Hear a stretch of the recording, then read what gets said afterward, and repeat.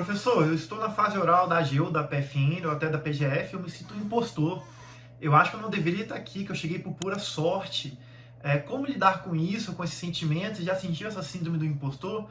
Então, galera, hoje o vídeo será sobre a famosa síndrome do impostor. Vai ser um vídeo sobre considerações pessoais, o que eu acho, qual que é a minha opinião sobre o tema. E tentar dar uma visão um pouco mais pragmática, tentar fazer com que você acredite realmente na sua capacidade. Porque, galera, vamos lá, o que é a síndrome do impostor inicialmente? É aquela pessoa que acha que, ainda que tenha passado, ainda que esteja numa posição de relevância em determinado concurso, ela não merecia estar ali. Que ela não estudou o suficiente, que todos os demais são melhores do que ela, que tem candidatos muito mais preparados. E isso é muito comum, especialmente na prova oral, em que há um medo, em que há uma ansiedade a partir de você ser desmascarado numa banca, na banca oral, ou eventualmente em uma tribuna em que todos os seus familiares ou até concorrentes estejam presentes assistindo. Então, o que eu poderia falar disso, galera, primeiro se você está numa prova oral, se você chegou na última fase de um concurso, você muito provavelmente não é um impostor. Isso é questão estatística. Estatística, galera. Você está entre 1%, 2% ou 3% dos inscritos daquele concurso de acordo com critérios objetivos aferidos por pessoas que não são você, que não te conhecem, que não sabem de onde você vem, que não sabem de quem você é filho. Então, há um critério, há um padrão e já foi julgado por pessoas externas de maneira que o seu conhecimento ele foi demonstrado de forma objetiva em mais de uma fase.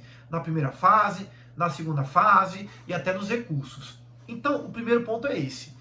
Além disso, galera, essa questão do impostor, muitas vezes, é uma questão de comparação. Eu fico olhando um candidato, todos são excepcionais, todos que estão nessa fase, obviamente uns melhores que os outros, senão não havia colocação, mas todos são muito bons. Então, às vezes você fica olhando o primeiro colocado, aquele cara que está falando muito bem, acha que você nunca chegará nesse nível, o que é tudo uma balela.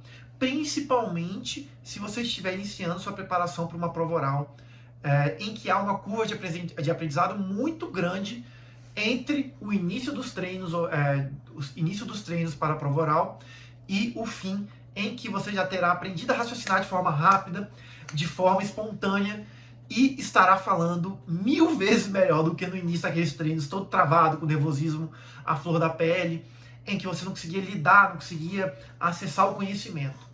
Então, galera, caso você esteja se sentindo assim, o primeiro ponto que eu te falo, o primeiro conselho que eu te dou analise objetivamente sua situação. Você não estaria numa prova oral se você fosse um impostor. A chance é mínima, é quase zero. Se você ainda assim não estiver convencido, faça uma conta matemática. Tire 15, 20 minutos do seu dia, pare e calcule o número de horas diárias, média, obviamente vai ser uma média, que você já estudou ao longo de toda a sua carreira nos concursos públicos. Se você quiser, pode até incluir a faculdade, porque não deixa de ser um estudo. Faça uma conta do quanto você já estudou para chegar naquele momento. Eu já fiz essa conta e não é pouca coisa, não. Quando você botar no papel, você vai ver, cara, eu não tenho como ser um impostor tendo estudado essas horas aqui, essas milhares de horas. Não tem. Um impostor não tem como ter estudado isso. Então, alguma coisa eu sei. Algum conhecimento, e não é pouco, eu tenho. E eu tenho como acessá-lo na prova oral. E o fato de o motivo de eu acessar, a forma de eu acessar, é uma mera questão de treino. Treino. Você pode estar nervoso, ansioso, com pouco treino, mas o conhecimento você já tem, senão você não teria chegado na prova oral. É um clichê? É, mas é verdade, você precisa ouvir isso em certos momentos. Então, tá sentindo um impostor? Analise sua situação de forma pragmática, objetiva, veja quanto você estudou, quanto tempo você gastou para chegar nesse momento e quais foram as suas conquistas ao longo da sua trajetória como concurso, que eu tenho certeza que não foram poucas. E se foi apenas a primeira e segunda fase, não é pouca coisa também, entendeu? Não é todo mundo que chega no moral, são pouquíssimas pessoas.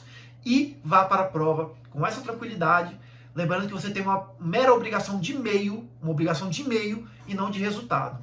Valeu? Confio em você, confio na sua capacidade e tenho certeza que você conseguirá chegar na sua aprovação. Valeu, galera. Tamo junto.